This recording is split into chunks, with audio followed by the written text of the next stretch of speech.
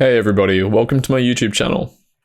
I just wanted to provide a little bit of context as to why I do this and what content you might expect to see on this channel. I think back to earlier on in my psycho-spiritual path. A couple of years ago, I'd just done my first 10-day Vipassana retreat, my second and my third. I was meditating 2 hours per day, attending men's workshops, men's retreats, doing the shadow work, reading the books. And yet at nighttime, I would be going home and meditating and practicing and really trying to apply and integrate things. And I reached a ceiling. I hit a ceiling where it just got too much. The energetic overload that was sort of bringing up in the system, when I really got honest with myself, which wasn't easy to admit, was very, very challenging to be with on a daily basis. Going into work, experiencing intense amounts of anxiety, questioning, why is this technique not working? Why am I not getting this? What am I doing wrong? If I was, again, really honest with myself.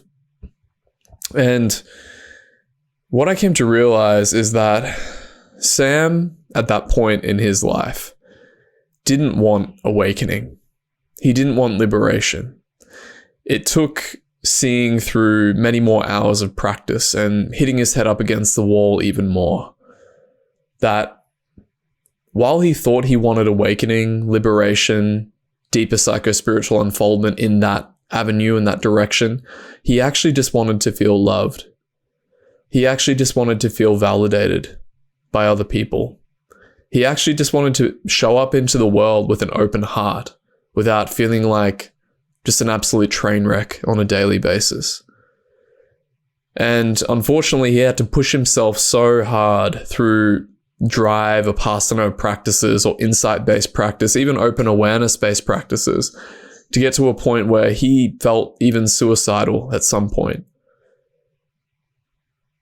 Now, if you relate to that, if you have experienced that degree of energetic dysregulation in the body, I understand where you're at.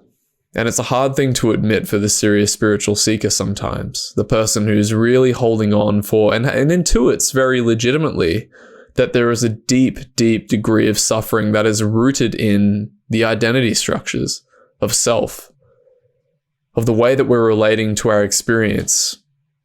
So I don't deny that, and I think that's where I also head as well.